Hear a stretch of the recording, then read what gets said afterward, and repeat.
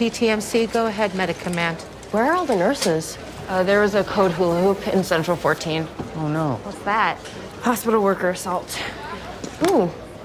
The new nurse, Emma. Is she okay? I don't know. I think so. Smoke him if you got him. This place is going tits up.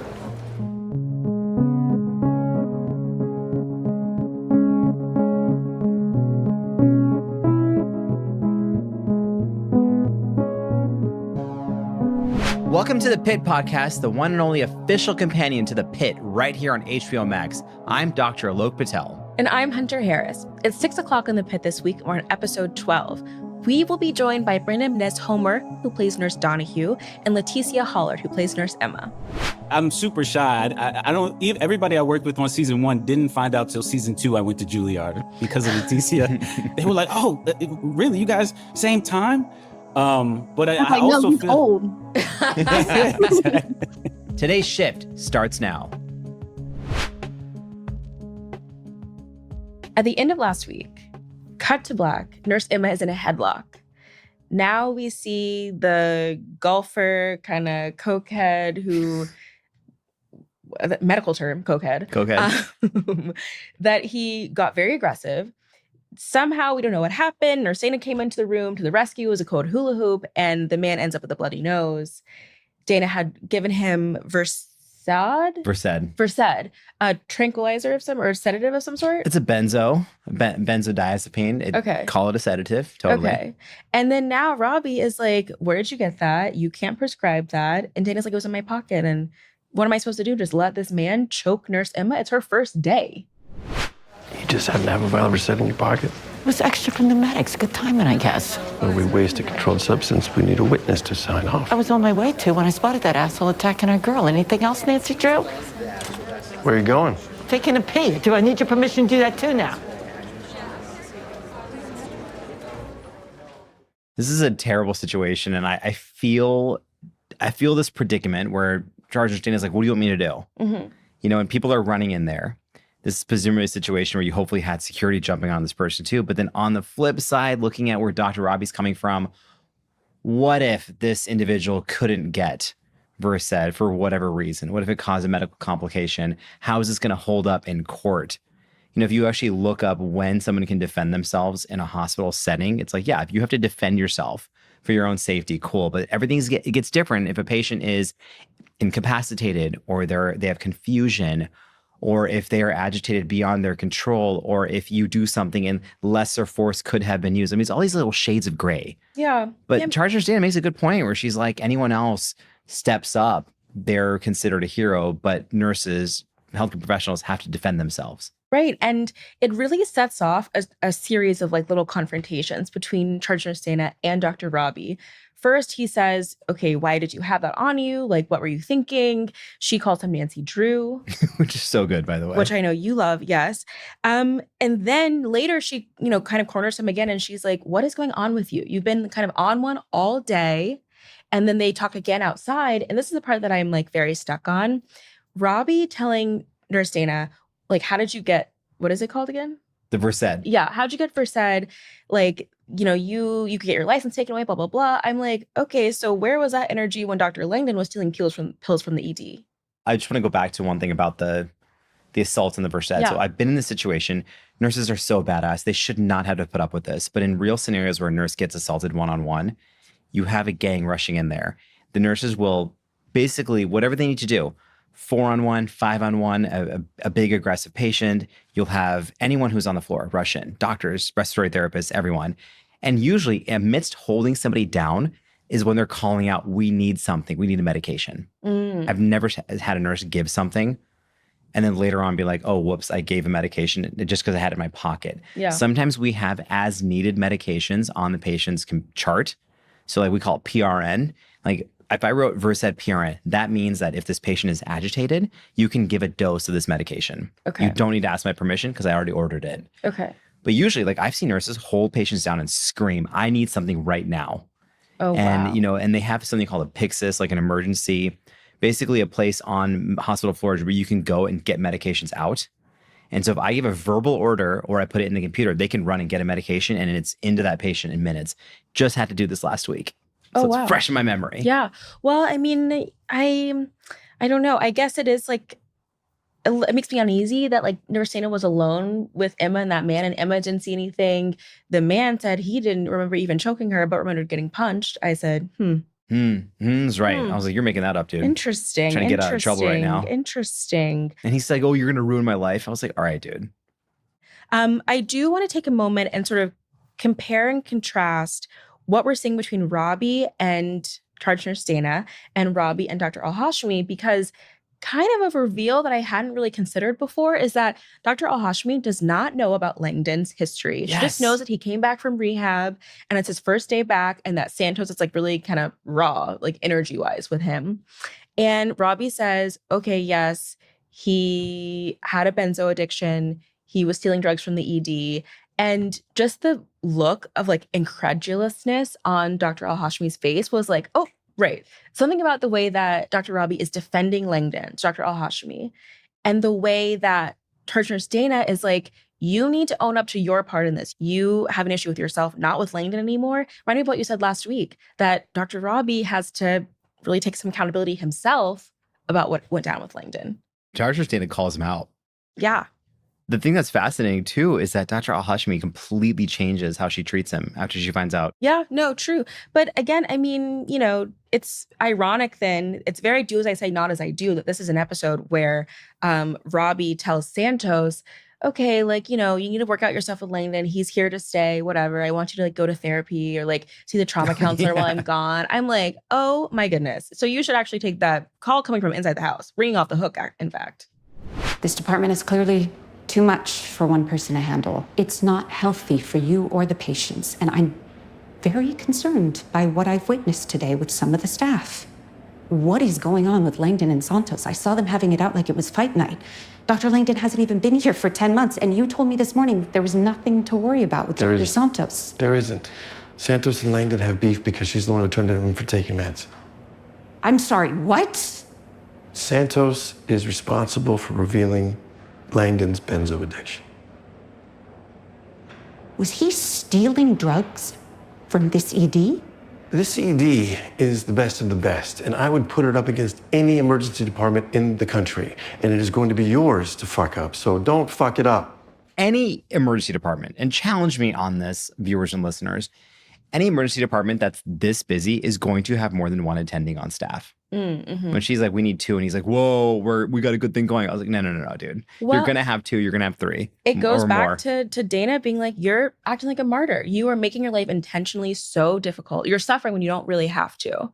Just because he is very controlling and wants eyes on everything. But it's like, to whose detriment? The patients and the staff. Mm-hmm. There are multiple moments in this episode that hint at Dr. Robbie's like breaking point or walking to the edge. Yeah. Like McKay makes that comment. Yes. Like I've had many people kind of flirt with this line, and Duke makes references to it as well. Charge Nurse Dana makes references to it. Like the darkness is coming at Dr. Robbie. I wonder who can like get clarity, make him see clearly that like this is not for you. Maybe it's going to be Abbott. I think it could also be Javadi. I think she kind of has a way in with him that I like, but we'll see. Or it's Duke, because he doesn't give a shit. Duke said, I'm tired. I've been here all day. Take me home. Consumed so many, it's disgusting. Just say it and I won't move out, okay? I'm not gonna be doing much of Robbie's. I'm gonna be taking in his mail and re-watering his plants. Say what? Admit that you like having me as your roommate. You are such a fuckleberry. Have fun with Robbie's plants. I'm so happy that Whitaker stood on his ground on this one. Why am I not surprised that Santos wouldn't just say she enjoys having him around, even like loses it, calls him Fuckleberry? That's not nice. Well, I mean, of course, look at how the day has gone for her. She tried to, you know, talk to Dr. Garcia, tell her how she feels, and she was rejected low-key twice. So I understand her being a little bit more cautious. But they have a funny, like, you know, brother-sister dynamic that I think is fun. Got a couple of bad ones. How old is he? 84? Meclizine for vertigo. Anticholinergic effects can cause drowsiness. It's PRN, so maybe he doesn't take it all the time. He's also been prescribed methylcarbamol, another anticholinergic. Could definitely impair driving. And metoclopramide for his stomach. Well, that could cause gait problems. Exactly. Thank you. There is a pharmacist in the emergency department, making an appearance, Dr. Megan Nort. I looked at her badge. I'm just so happy because pharmacists are so incredibly important in hospitals. This is just one of the many times we rely on them to look through a patient's medication list. Are there interactions? Are there side effects? Help with dosing, like whatever it may be. And even if they're not in the person, like this fabulous pharmacist was, they are available on the phone. And she immediately says, like, hey, meclizine, methocarbamol, metoclopramide, these are medications that may cause confusion, issues with drowsiness, basically things that would put this person at risk of falling or not being able to drive a car. Clutch. It's almost like they responded to our viewer questions who were like, hey, where are the pharmacists? And I was like, I'm with question. That was your question. And viewers. Okay. Like, listen, I brought it up. I definitely brought it up. But we've had viewers also chime in and been like, what up? Pharmacists, where you at? Okay, interesting. This was one of my favorite cases. I think this whole season, I felt very personally like I just became very emotional watching these two elderly people trying to like stay independent, but like the daughter saying they can't, like half of their house is inaccessible to them was so sad. And their like stubbornness and resistance to having any type of help. But I want to focus specifically on a moment where Dr. Mohan and Dr. King present this case to Dr. Robbie that like, okay, we have some opportunities for them, we have some options for them. And then Dr. Robbie, almost as a slight, says to Dr. Mohan, Hey, Dr. Mohan, I heard a rumor that you were looking for an elective. Have you considered geriatrics? It's as much of an art as a science. There's usually an opening, and you seem to have a predisposition to the pace. it's like, oh my goodness, Dr. Robbie is really putting Dr. Mohan through it this shift. And it's like making me a bit mad. And it was almost like a nod to slow-mo from last season. No, it 100% was. I think it was very shady. Dr. Robbie came across a little too fast on it. Again, this is the shift when he's been talking about her anxiety and can you handle the walls in here? And she says, maybe this place isn't for me. So maybe he's trying to steer her in a different direction from a nurturing standpoint, but it's coming across as harsh. Yeah. Because she does have this like TLC with the elderly. She really nicely does. takes this gentleman's shoes off and she's like, let's do an examination. And she's patient with them. Great little medical pearl too is when she mentions the Romberg test. Again, like this big assessment, like can these two actually live safely? And the Romberg test, you're essentially going to have someone stand up barefoot, feet together, and can they balance? With your eyes open, you have this extra sensation of your body being able to center because you can look around. When you close your eyes, it becomes harder for people. And so if you close your eyes and all of a sudden you lose your balance, that's telling people like, hey, this person might have some type of nervous system issue that's causing them to lose balance. Oh, wow. If anybody listening wants to try it out the next time, if you do become inebriated, close your eyes and stand up and see how well you can balance. Interesting. Okay. Yeah. So all these tests are important to see if somebody needs assisted living, if they need a caretaker. So we can go home. Dad, you can't take care of Mama by yourself. Oh, we'll manage. You guys, you need to be realistic. I don't want strangers hanging around in the house. It's not strangers, it's helpers. No, thanks. Doctors, please. And like the conversation that this couple has with their daughter is a very realistic one as we have an had aging it population. many times. Oh my goodness. Like the stubbornness with some elderly people not wanting to receive care, especially I think in Black families, as my family is, like a sort of systemic distrust of systems, of medicine even, that it makes it a lot more emotional to try to talk someone out of wanting to live alone. I need you to talk me through this case with Oliver, who drove his dad, an hour, like to find him an emergency room because he missed a dialysis treatment. What was going on there? So like there's the medical side and then there's the larger statement about rural healthcare. So the medical side shows up, the guy is having breathing difficulty and he's coughing up that. I immediately saw it and I was like, oh, pink sputum, which tells us that there's fluid backed up in his lungs that's mixed with the fluid in your little air sac. So it has that like bubbly pink look to it. And that is telling you respiratory distress, we have an issue. Think about this. So he mentions this guy missed a dialysis treatment. Then Whitaker very astutely notices, he says there's a left arm dialysis shunt. So what some people will have is they'll have a shunt on an arm, usually a non-dominant arm, where surgeons can basically connect an artery and a vein and create very easy access for dialysis. Okay. So it's a reliable place to get that dialysis going. Son says we missed a dialysis treatment. You now have him coughing up liquid from his lungs. This is called flash pulmonary edema until proven otherwise, meaning if you can't get rid of fluid from your kidneys, it's got to go somewhere. You get a fluid backup, we worry that it's going to wind up in your lungs. So he's got a bunch of fluid in his lungs, which is why they're now trying to get fluid off of his body. They make that joke about medieval bloodletting, where they're basically pulling fluid off of him. They're giving him respiratory support, that high pressure, that BiPAP to kind of push some of that fluid out, while they're essentially looking at the fact that this guy has kidney failure. So your kidneys are not only pulling fluid out of your body, but they're also making sure that your body has good ion balance. So his potassium level is really high. So then you have this other conversation about dropping down his potassium levels. You can do that with insulin and glucose, which will shift potassium into your cells. Albuterol, which is a medication used for asthma, dilators, bronchodilators, that'll also push potassium into your cell. And all this conversation is happening in the span of minutes. Like this is a great kind of case report that's happening in the pit in real time. Can I pause for a second? I'm stuck on pink sputum. Frothy pink sputum. Ugh. I wish I could be in your brain. That's so crazy. I wish you could be in your brain and have these like one-liners that just, incredible fly off the handle. Pink sputum. Okay, so but then there's the other issue, which is that there wasn't a hospital closer to them, that there are hospitals that are shut down, and not just because of the code black. I'm nodding my head with disappointment at this part. So the reality is hundreds of rural hospitals across the country are at risk of closing. A lot of rural hospitals are operating at a negative margin. And then when you have cuts to government programs like Medicare and Medicaid, they squeeze rural hospitals even more. So you start losing necessary services for patients who live out there. And we've already seen rural hospitals close. We've seen emergency departments close. We've seen primary care close, and we've seen birthing centers close. So you have this growing amount of a rural healthcare gap. You also have way too many counties in this country that don't have a birthing center. There's no maternity care.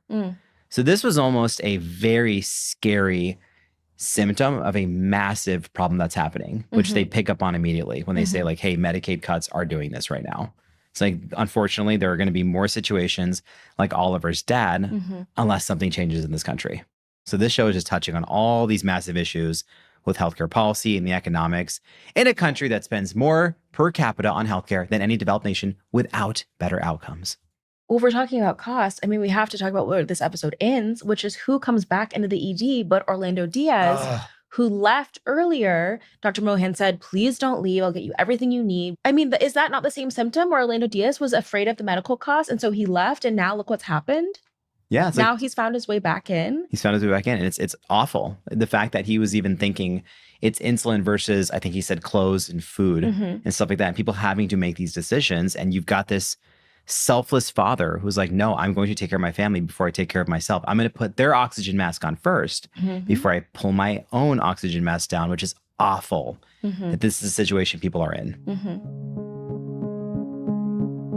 So much went down in the pit this week. I think we should go a little bit deeper inside the pit and hear from some people who were boots on the ground, on the front lines, nurses who were really making the day happen. I love the cast of characters with the nurses on this show. You've got Nurse Donahue, who like has these really great heartfelt moments and then really funny one-liners.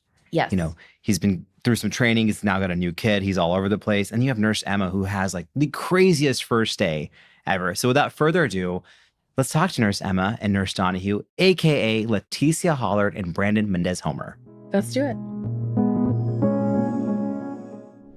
You lucky this was just a poke. Spared the muscle. See? It could have been worse. No shit, Sherman. The triangular bayonets they created back then were designed to leave wounds that are nearly impossible to stitch. Those bayonets have never met me. Leticia and Brandon, thank you so much for joining us. this is going to be great.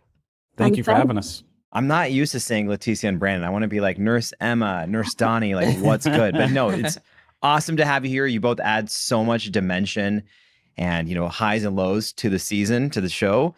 Brandon, I want to start with you. Fun parallel is like, yes, I will admit I was stalking your Instagram, but I saw that you became a new father. Congratulations. But also Nurse Donnie became a new father in between seasons 1 and 2. Like, I'm not sure if this is just the most brilliant method acting ever, but can you tell us a little bit about how you becoming a new father informed your work and what you brought to set with that new role? It's method acting. I didn't have to fake anything. It's all real. I'm actually tired. We shoot over the course of several months. So I just completed my wife would say I didn't complete postpartum because she's very much still in it. But our daughter just turned 1 yesterday. Whoa! Oh my gosh! So, Congratulations! Awesome. Yeah, the show was marking the journey of parenthood. So, it's been an incredible journey to kind of mirror that with Donnie, because I think the character also is stepping into new territory and the uneven terrain of being a nurse practitioner and trying to show up more fully professionally as well as a father at home. So we're trading notes all the time, when I'm working on the character. So yeah, I was really honored by that the show decided to do that and that the writers have brought it into the character. So yeah, it's been exciting. It's so real. Leticia, you are new to the show this season. I want to know, how did your first day compare to Nurse Emma's first day? And what was it like joining this big ensemble? Oh, I took so much inspiration from Emma's first day from my first day doing medical boot camp. I got there, I was ready to see Kristen, Amy Lynn, and Catherine, and I thought that was it. I wouldn't see anybody else. I got there was Noah on his little swivelly chair, chilling in the cool kids table, and there was Patrick and like the whole main cast, and I was like, yeah, Kristen literally said to me, she's like, you look like a deer in headlights. And I was like, oh, this is probably what Emma feels like. So especially that first episode, I was like, we're gonna really take from what it was to come to set for the first time in a big TV show.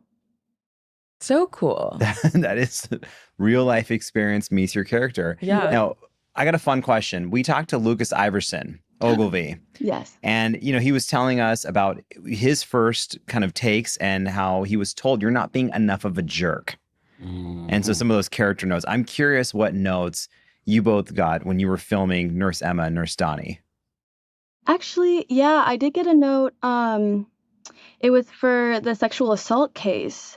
I think that Emma's a very caring person. So a lot of times when we first met our patient, I was like smiling and I was like really like feeling like me as Leticia, when I'm talking to someone, I'm like, oh, I'm like making all these types of faces. And they're like, the sane nurse is like, don't do that. She's like, we can't make them feel any type of way because you just have to be as, scientific and just help them. Don't make them feel bad or don't make them feel any type of way. Just give them help. So. Yeah, I got 2 notes. The first was in my final callback from John Wells. He told me my character changed drastically as they met me as a person. I think they started to write closer to who I am. But in my final callback, he was like, these newbies are always fucking shit up. And so you're always like on top of them. And then my character became a little less aggressive and demanding as the story developed. And then in season 2, looking at the scope of the nurse practitioner role, I had a lot of conversations with our MP and PA on set, who kind of took me through my boot camp. And she said, look, this is a practice that is important in the country, but it's different from being a doctor. And there's a lot of conversation around what that role is and what the scope of that work is, while also respecting the scope of what it means to be a doctor and how those teams come together, especially when throughout the country, hospitals are on short supply and everybody's trying to achieve the same thing. So it was interesting to navigate that and try to sprinkle that into some of the scenes and relationships throughout the season. So that was fun. Very cool. There's like depth to this. Yeah. Okay, I have a question for both of you because, correct me if I'm wrong, both of you went to Juilliard. Is there like a sort of shorthand between 2 Juilliard actors or like just, you come in and you immediately have like some kind of relationship or vocabulary together? How does that work? Yeah. Well, Brandon pretends he didn't go to Juilliard. I'll be on set and I'll be like, hey, like we went to the same alma mater. And he's like this in the corner, like as though he hadn't gone to the same school. And so I informed a lot of people on set that he went to Juilliard. And he's the person, like, anytime I'm having difficulty, he's the person I will talk to first, and then Catherine second. They're my go-tos. And I tease Brandon all the time because there is that familiarity from being from the same school. And yeah. Yeah. No, this is so true. There's a lot of kinship between us. And like, I'm super shy. I don't, everybody I worked with on season 1 didn't find out till season 2 I went to Juilliard because of Leticia. They were like, oh, really? You guys, same time? But I like, also no, he's feel old. I also feel like what Juilliard does, it makes you really resourceful as an artist. You know, like I often use the analogy that like you're put on an island with a knife of artistry and you have to make fire, food, shelter through Shakespeare, tragedy, Chekhov, and you create a lot out of nothing. No costumes, no set dressing. And so coming to the Pit, when I saw Leticia was coming on, I was like, oh, she's going to be able to carry any story here forward. And that's just always what I told her. And the journey of what we were working on, I was like, look, you have everything that you need. So, you know, when we joke and everything, we play a lot between takes because I know that like when the camera's rolling, we both have that shorthand of like, oh, now it's time to drop in. Now it's time to deliver. So it was really nice, really fun to you know, build that relationship on set. It was good. Well, one of the things that Brandon would do as Donnie is him and Patrick, actually, Patrick as Langdon, they would say, hey, Emily, how is it? They would change like my name every time and it would make me like genuinely like mad. I was like, I hope they don't see any of these takes of me being like, guys, don't say that to me. I love that. I feel like this constant, like Leticia, you constantly roasting Brandon is part of the Juilliard vibe or the fact that you two have this kinship. It's hilarious. But yeah, it's great. I got a question though, Leticia. So we're talking about episode 12. Yeah. There's been many moments when Hunter and I have wanted to jump into the screen and fight somebody. We see a patient put Leticia into a headlock. Dramatic. How did you prepare for that scene? What was that like? Yeah, I actually was part of my audition. And I put a lot of care and thought into it. And I think it's really important that a show about a hospital shows that nurses do often like get assaulted by patients, and hopefully it leads to a conversation about how we can help mitigate that. Most nurses I've talked to have had some sort of bad interaction, if it's even verbal assault, or know someone who has. Far too often. Yeah. Yeah. I want to ask about the relationship between Nurse Emma and Charge Nurse Dana, because I love that they're kind of paired together through most of the season, where Nurse Emma is so, you know, excited and happy, and Charge Nurse Dana, it kind of gives her like a perspective shift that like, it's good for her, I think, to like teach someone and be like a mentor. How do you see the relationship, and what was the dynamic like between you and Catherine? Oh, I think it's beautiful. I think it's really great writing that like, I think Emma it's like a mirror for Dana, can see herself as a young nurse, and you can kind of, as an audience member, see the journey of like, wait, like Robbie at one point says that you're not that type of nurse anymore. Like how maybe Dana used to have a lot of care and go the extra mile, and what makes it happen so that she stops doing that. And is that going to happen to Emma? Do Gen Z have a better grasp of mental health that's not going to happen to Emma? I think there's a lot of interesting conversations that you get when you put us right next to each other. Earlier in the season, there's this great kind of like bro dad bonding moment with Nurse Donnie, Langdon, and this father who brings his child in. And I want to ask you what it was like filming that scene, and also how Nurse Donnie feels about Langdon's return. Is there some momentary bonding about being fathers? Is he also have tension? I don't know. What are your thoughts? Yeah, no, first off, it was great working with Patrick. Like we immediately dropped in. I mean, my North Star was like kind of Lethal Weapon. I was like, we kind of have like a Donnie Glover, Mel Gibson like thing going there. But yeah, when he working specifically in the storytelling of it, his return at the same time is the start of my journey with the nurse practitioner part. And I always say, like, at the end of the mass casualty, I think that Donnie is experiencing a lot of shame, actually, about how much he can do for the team, right? Because he's surrounded by Whitaker, who's new, surrounded by Santos, who's new. And these people are on fire for their job. And I think it's the story of many people that when you're working in an environment for a period of time, you somehow just kind of float underneath the radar and not give it your all. And I think in that 9-month span after he left that, having had that experience, he comes back on fire to do more, to take on triage, to kind of lighten the load for his team members. And then here comes Patrick basically trying to become a part of the team and heal and repair. So for us to both have that collision course, I think it is in fact the moment he shares that anecdote about being a father that brings them together. And he kind of gives them the green light of like, okay, I know we need you from a professional lens, but I didn't even know you had this emotional canvas to you. So that was really sort of exciting for me to kind of find that with Patrick and find that shorthand, because we didn't have much season 1 at all. Mm-hmm. Yeah. Wow, what a great answer, both of you. Yeah, This was so fascinating. Thank you for taking the time. No, thank you. Of course, this was so fun. Hunter, a natural place I feel for people to fact checked the Pitt or look for accuracy is in the actual medical procedures, in the terminology and the pathophysiology. But there's a whole other arc our characters go through as it relates to these systemic and social issues, mental illness, workplace violence, not having a moment to decompress, carrying all that energy with you from patient to patient, all of that. And so let's get the real deal about what it's really like to work in a busy ER. We'll talk to Dr. Italo Brown, a board-certified emergency medicine doctor at Stanford, and see what it's all about in that crazy place called the ER. I'm ready. Dr. Italo Brown, legend. It's an honor to have you here. Thanks for taking the time. Man, it's a pleasure to be with you both. You know, what people don't know is Italo and I have been friends on social media for years, but met each other IRL in the airport, which is kind of funny.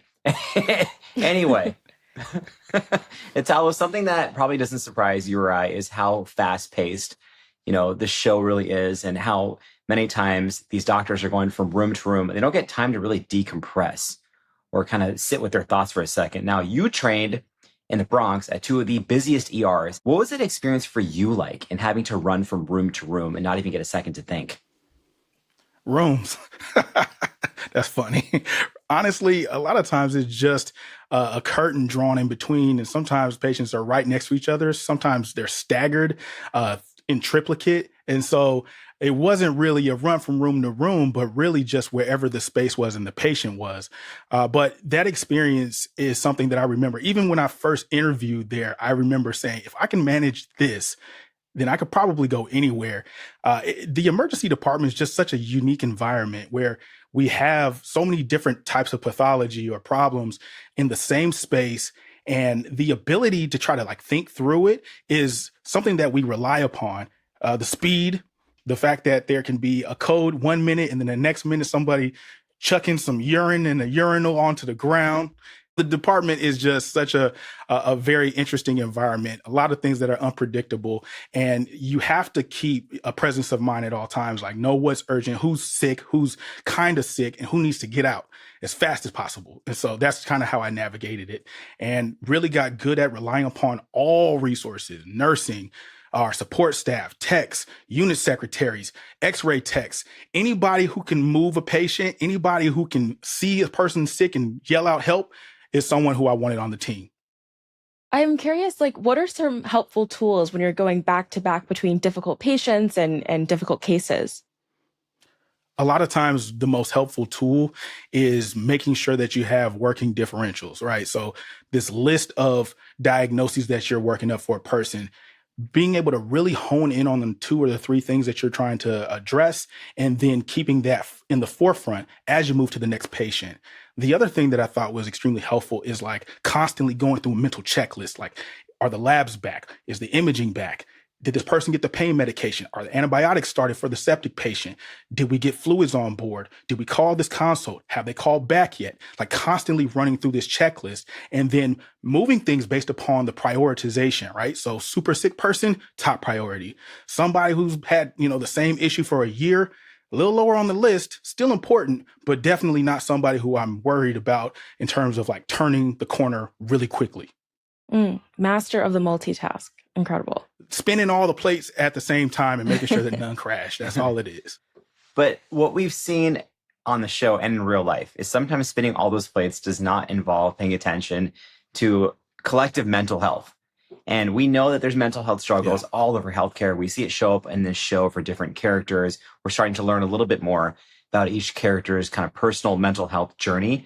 How do you see mental health show up for your team, for your residents? Are we making progress in being able to talk about it and spot it? What I have learned to rely upon is this team environment, right? Just because we're friendly, we're a family, we spend a lot more time with each other than we do sometimes with our own families. I think one of the greatest changes that's happened recently is the development of like a wellness initiative across emergency medicine, where we see wellness fellowships. We see a lot of importance placed on balance and making sure that our lives outside of the hospital are as good as possible so that we can perform at a high level within the hospital. And then finally, like this change in the stigma around therapy. So a lot of people used to not want to say, I'm a doctor and I go to therapy, or I'm a doctor and I take medication, or I'm a doctor and I talk to somebody about the trauma and the struggles that I experience on the shift.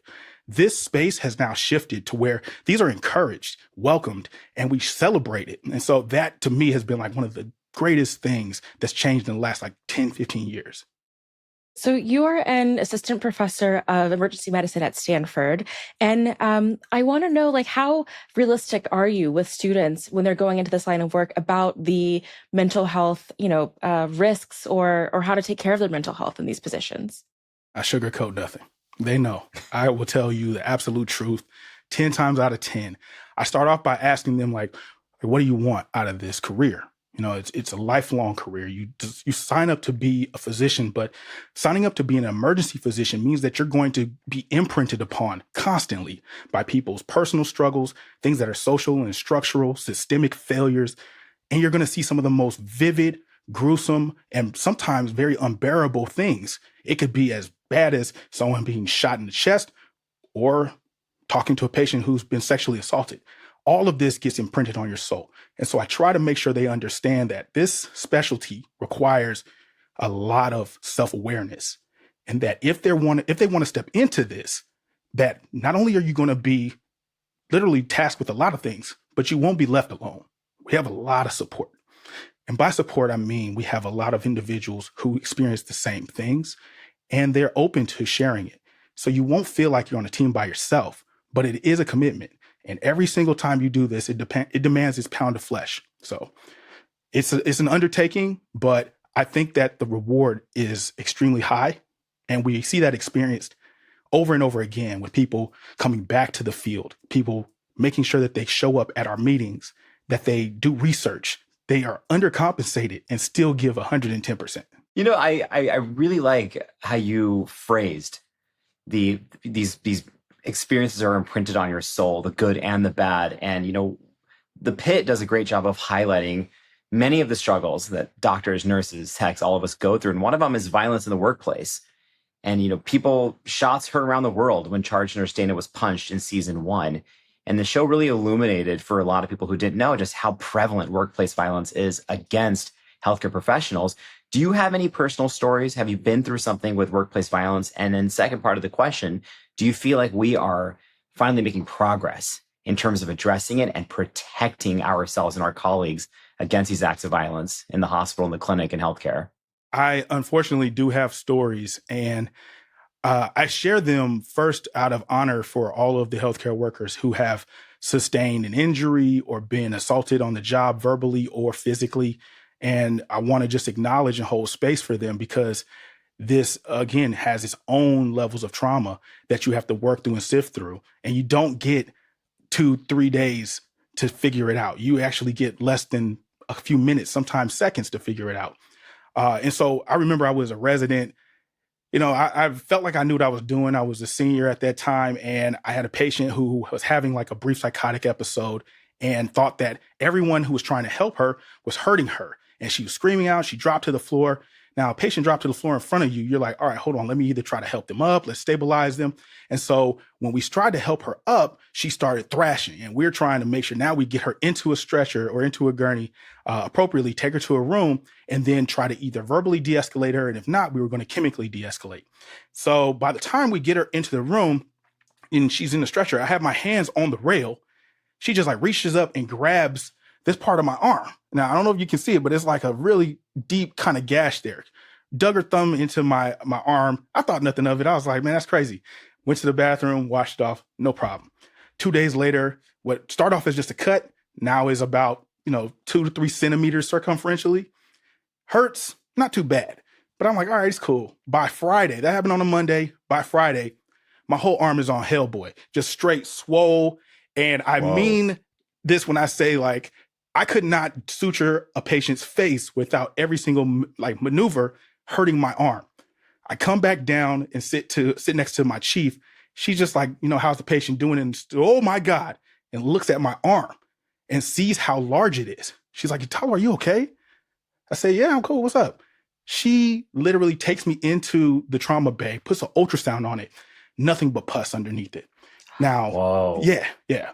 So then the attending cut into my arm and took out about 20 cc's of pus because I had essentially started to have more than just a regular infection, but a systemic infection. I share that story not as a cautionary tale, but to say, like, one, you never know. Small things can become big things. Two, my team members recognized before I cared to recognize because I didn't think that the culture was to admit when I had been assaulted or the culture was to admit that I needed help. And so we've worked significantly to make the space safe enough for people to talk about things without fear of retaliation, without fear of being looked down upon because you were assaulted. And finally, the way that we've now shifted those types of things, the reporting, those barriers are a lot lower. A lot of times it was hard to report incidents of assault, partially because of the process being very kind of convoluted, but also you knew nothing was going to happen. And so now we have legislation that is in process, largely being driven by our nurses and our nurse unions who are trying to make sure that there are ways that we can protect all healthcare workers and that there are consequences for assaulting us. Wow. Thank you so much for sharing that story. Oh my goodness. That is wild. I'm curious how you've seen, stress in the workplace show up for medical professionals and for doctors. We have a doctor on the show who has, some self-harm scars. And I wonder, how have you seen stress show up amongst the medical community?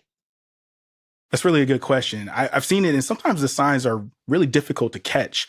It can be substance use, it can be self or injurious behavior, and a lot of times it can just be toxicity, like the way they behave in the department, a little bit more sharp or snappy to their colleagues than normal. And what I've tried to do is to establish relationships that are bidirectional with everyone that I work with. Not only do I ask you for help, ask you to do something or ask for help or try to help a patient, I try to make sure that you feel safe enough to come to me and talk to me about things that are going on in your world. One of the tasks that I have as an attending is to be able to pick up on these types of changes in behavior. And what we don't do a great job of is having individuals check in just because, right? We think that it's always, oh, you're in trouble or your charts are late. It's always this kind of structure of I'm checking in on this person because they owe me something or they need to do something, not just I care about you and I'm worried about you. So leading with that type of energy has yielded a lot of these kind of people in my life who've shared that information, and I've been able to help them as best as possible. Yeah, Dr. Robbie needs some of that too, both. Yeah. Man, what the personal support, but also the push to go and be like, hey, resident, you can see, come to me. Man, I know he tries. And from watching his character arc, it's almost as though, you can tell he's a little tapped out, but I think that deep down he has that desire to connect with everybody that he's helping and he's training, he's educating, and they view him in a certain way, right? They see him as this citadel of knowledge, and they understand that he can make decisions and do things that most of the doctors don't do. But I think that you have to layer in a little bit more of that vulnerability, and you got to show them that you're friable too. Yeah. No, that's a good point. But Talo, it's interesting. Earlier this season, I was talking to some colleagues, and one of them had mentioned this frustration to me that he heard med students saying, oh my gosh, we watched the Pitt, we want to go into ER medicine because it seems so cool. And these other doctors are like, no, it's not really that crazy. Like, you're not going to get this many, wild traumas or zebra cases, sort of say, in one shift. Like, you got to be realistic about it.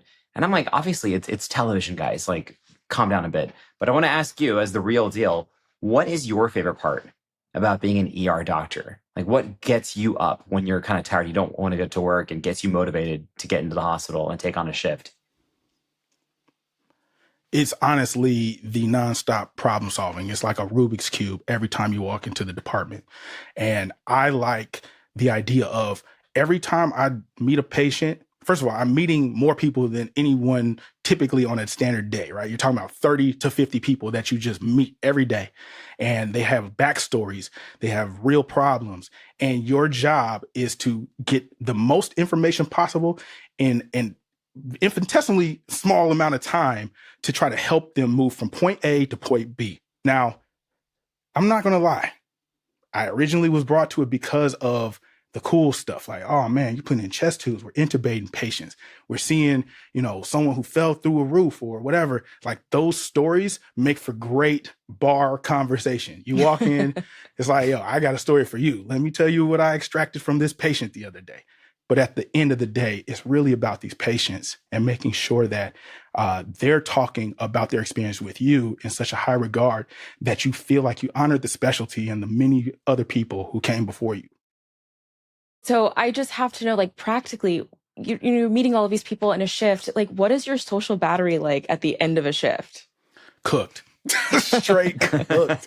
I think what I've learned to do is spend that first hour in reflection, right? So I put on some music, try to vibe out and think about the cases and like what I could have done better, and criticize myself harder than anybody else. But once I hit the threshold of the door of my apartment, I'm done. I have nothing left to do.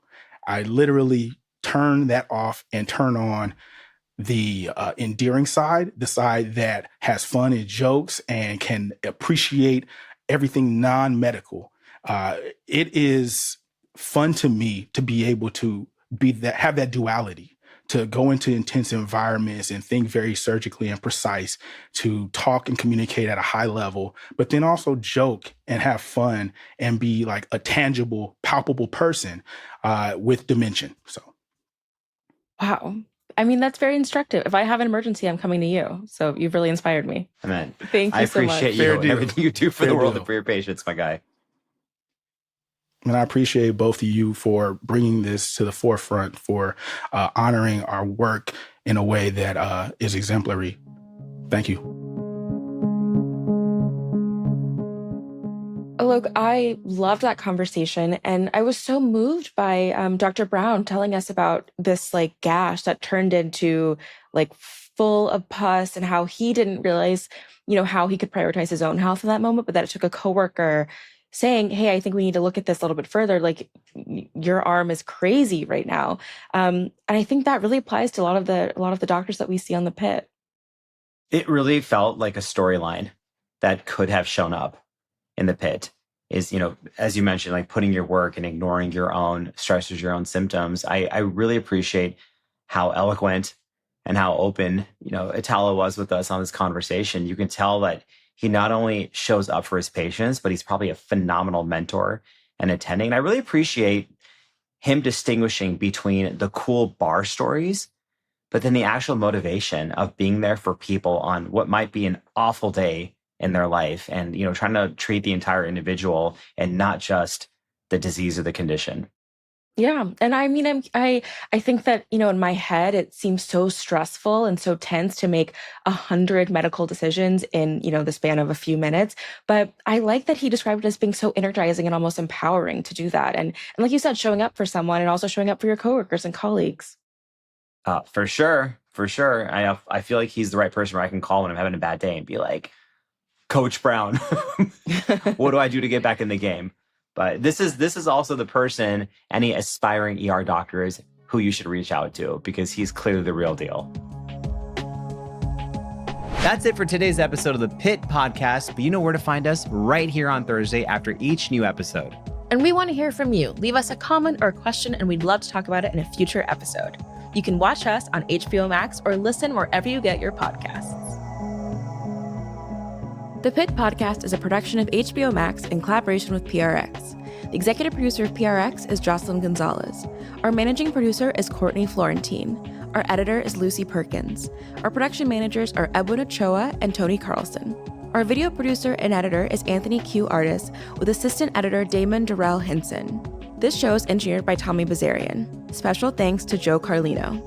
The executive producer of HBO Podcasts is Michael Gluckstadt. The senior producer is Allison Cohen-Sirokach, and the associate producer is Aaron Kelly. Technical director is Insung Kwang. I'm Alok Patel. And I'm Hunter Harris. We'll see you next week in the Pit.